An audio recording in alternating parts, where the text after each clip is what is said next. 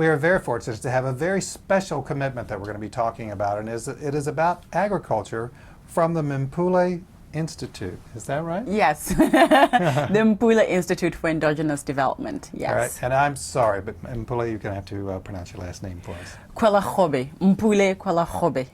All right. So, Mpule, let's talk just a little bit about where you're from, okay, why this is important to you, and why you want to become a farmer.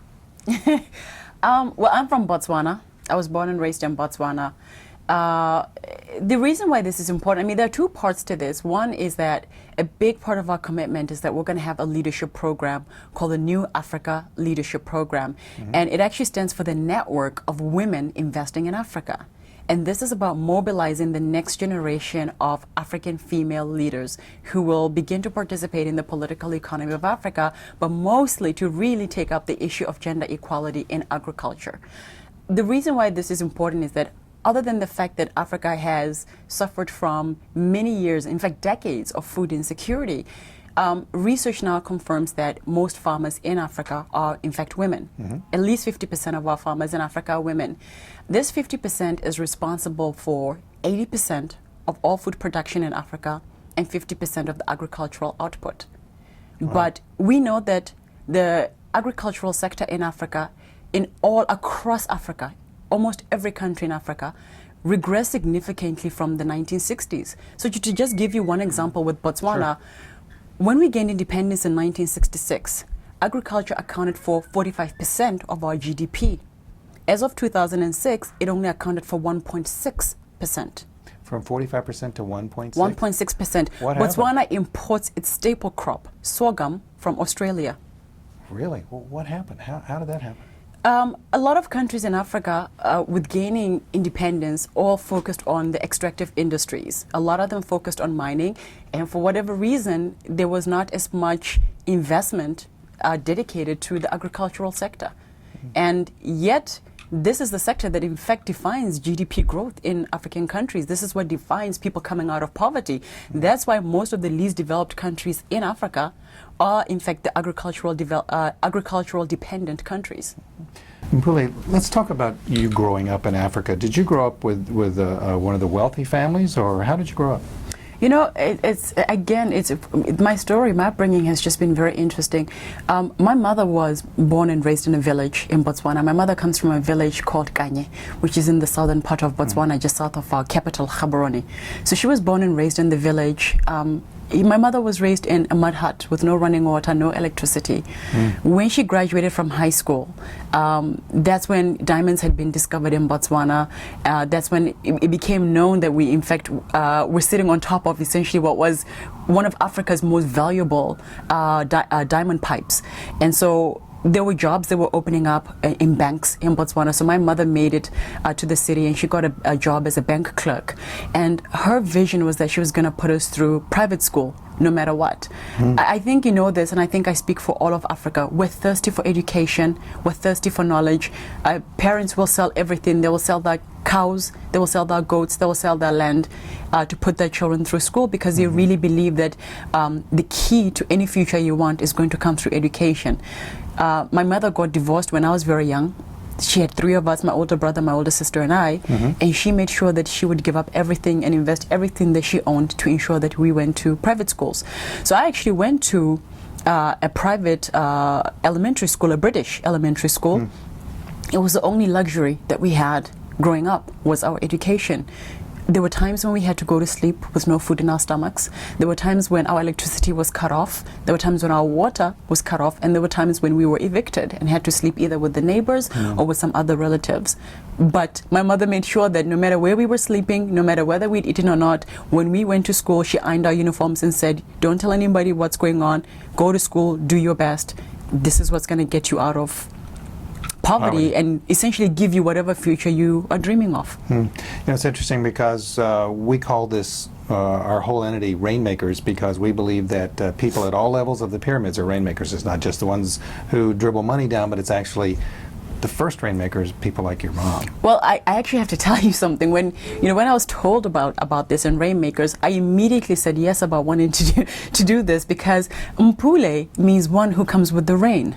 Oh, well, So my excellent. name So here we means are. it means rain, and the Botswana currency is actually called the Pula. Pula, that's our word for rain.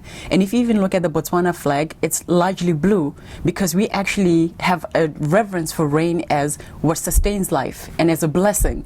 So the fact that Mpule means one who comes with the rain and that this is called rainmakers, I knew that I had to be on. So because of your mom, you were able to go to a private school and get a good education. Yes. And then ultimately, this is not what this interview is about, but you became Miss Universe. Yes. And had to work pretty hard to get there, didn't you?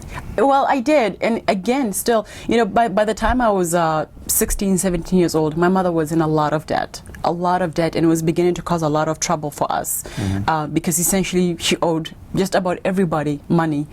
And one day we were sitting and we saw an ad for Miss Botswana. I was still in high school and we saw an ad for Miss Botswana, and there was a family friend who was visiting, and we were sitting there, and he said, I have a feeling that if you entered the pageant, you would win. I was 17 years old. I was in high school. I don't think anybody had ever thought of entering Miss Botswana while in high school. But I immediately looked at the prizes and I realized, well, there's a sizable cash prize, and if I win, I can help my mother pay off her bills. And I would get to travel. Maybe I might be discovered and become a supermodel. And I said to my mother, would you support me? If I win, I'll pay off your debts. So it was a win-win for everybody. So I went for it, and I became the youngest woman to ever win the Miss Botswana pageant while I was still in high school. Well, and so you went off and you did fantastic things, but now you're back in your home country, and actually in more than that, in all of Africa, working on youth leadership, and specifically women, and specifically farming. Why that? Well, first of all, I must acknowledge that over the past 12, 13 years, I've had so many organizations that just believed in me as a young African woman and believed in my power of creating positive change. And so while I was still Miss Botswana, and for me this is just one of the most defining moments of my life, was that while I was Miss Botswana, I received this invitation to come to State House, which is where our president lives and where he holds his official state functions, because there was a head of state who was coming to Botswana on his state visit, and it turned out that head of state was President Bill Clinton.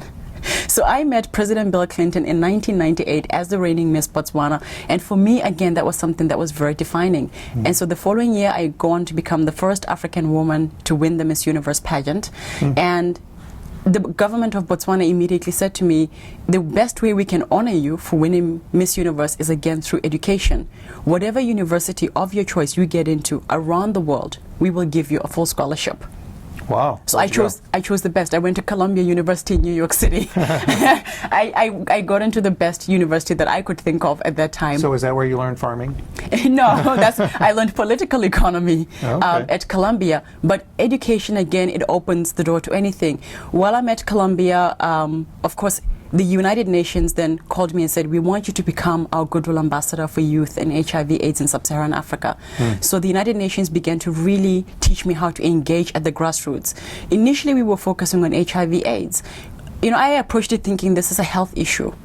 And they had me engaging a lot with a lot of HIV-positive young women, especially between the ages of 15 and 24. At that time, I was 19, and I'm engaging with my peers and listening to their stories. And it turned out that this is actually not a health issue. This is an economic issue.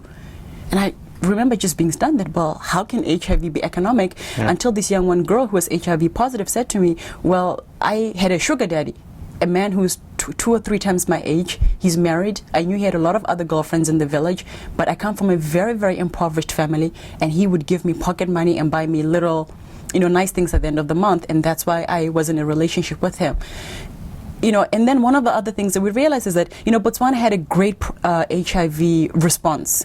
The government of Botswana became the very first government in sub-Saharan Africa to offer free antiretroviral drugs to anybody that was testing HIV positive. But one of the things we discovered was that, well, you have to eat nutritiously to take your medication. And so what happens if you're poor? The government can give you the medication, but if you are not eating a balanced diet, it's really not then improving your health that much. So that's when we realized that, in fact, to effect change across Africa, whether you're talking about health, you're talking about water, education, you're talking about empowerment, you're talking about people climbing out of poverty, is really going to be through agriculture-led development. And this is how we arrived at this commitment, was realizing that we must encourage governments in Africa to invest in the agricultural sector, but mostly we must encourage the fact that most of the people dependent on agriculture, dependent on farming in Africa are women. Because a lot of men are migrating to cities, they're migrating to urban areas to look for jobs, and they're leaving women in rural areas. So now we're talking about two things in the rural parts of Africa. We're talking about the feminization of poverty and the feminization of agriculture. You know, sitting here next to you, I'm feeling there's some pretty strong will in there. So I'm going to ask this next question, this next way. What are you going to accomplish with your commitment? Well, for me, part of it is just realizing that I can't do work in every country in Africa. Right. Because as we know, Africa is 54 sovereign and independent countries. So and not all of them agree on everything. Exactly. So the best thing that I can do, especially because, you know, culture still determines a lot, especially when it comes to gender equality and women's empowerment. Culture still plays a very defining role, because this is what defines roles, responsibilities and relations of women in Africa. So the best thing that I can do is find other young women like myself who are dynamic, who are dedicated, they understand the constraints and opportunities of engaging in their countries. If I can empower them, bring relationships and networks to them, help to foster partnerships for them so that they can scale their own initiatives in their countries, then that's what I would like to do. So my whole thing is, over the next year, I want to mobilize 350 of the most dynamic women in Africa under the age of 40 that you'll ever come across, so that they can actually actively take up this issue of gender equality in agriculture. In terms of farming, is there any difference between a man and a woman in terms of? Absolutely. Absolutely, in every single way. Tell me what that is. Well, first of all, we must understand that men receive majority of the funding. Sure. In agriculture. And when I mean funding, I don't just mean being given money. I mean even training, implements, seeds, the extension services. Men also participate more in formal and informal institutions, including unions and cooperatives. So they even have better access to markets and to global supply chains for their products. In some countries in Africa, including places like Ethiopia, the idea of even a female farmer is contested. Really? Women in Africa, despite the fact that 50% of farmers receive only 1% of all investment in agriculture. Really? 1%. Wow, it seems to me if somebody's going to grow my food for me, that I would really like that person. Well, that goes to show the resourcefulness and resiliency of our women in Africa, because they're still doing it despite the fact that they're only getting 1% of the investment. It goes to show, imagine then, if there's gender equality in access to inputs and services and investment, imagine then how we could unleash the productivity of our agricultural sector. We could then literally feed everybody in Africa and eradicate this issue of food insecurity that we have been dealing with for decades. Wow. So as we begin to wrap up, what are your next steps in making this happen? We've been engaging with NEPAD.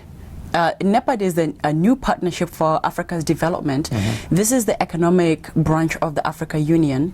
NEPAD is responsible for implementing the comprehensive Africa Agricultural Development Program, which is African government's commitment to increase investment in agricultural sector by 10% so that they can grow the sector overall by 6.2%. We've been engaging with them by saying that in order for us to do this as young women, in order for us to bring the investments to agriculture and help to unleash the productivity of female farmers, we need a lot of capacity building. We need a lot of training. And so we've been engaging with some governments as well in Africa, including with South Africa, and really saying that help us to become the best that we can become. We're here, we're willing, we're eager. Some of us are researchers. I run a think tank. We do the research. We're identifying these young women. Help us to instill the information, to do the capacity building for these young women so that they in turn then can go out and empower female farmers in their villages and in their countries. So for people who are watching right now, how can they help? Funding. Okay. Well, we need partnerships. You know, any initiative is only ever as good as the partners that you get. We have our own strengths, but we need partners that have been doing this. We need, especially from the private sector, we need corporations, especially the consumer food companies, PepsiCo, if you're listening, Coca-Cola, Unilever, General Mills, Kellogg, Nestle. We need you to partner with us. We have an agricultural framework that we've developed that covers 7 sectors. It's going to be led by agriculture, but we also cover water, energy, education, health, infrastructure, and technology. We want to learn from the initiatives you already have in the ground in Africa. We want to know how we can work alongside you to scale our own social initiatives that we have in Africa, so that we can collectively unleash the full potential of the agricultural sector in Africa. All right, so you've heard it out there. So if you want to be a partner with Mpule's work, then just go to the website that's on the screen. Thank you very much for being with us. Thank you very much. Thank you. It's a pleasure.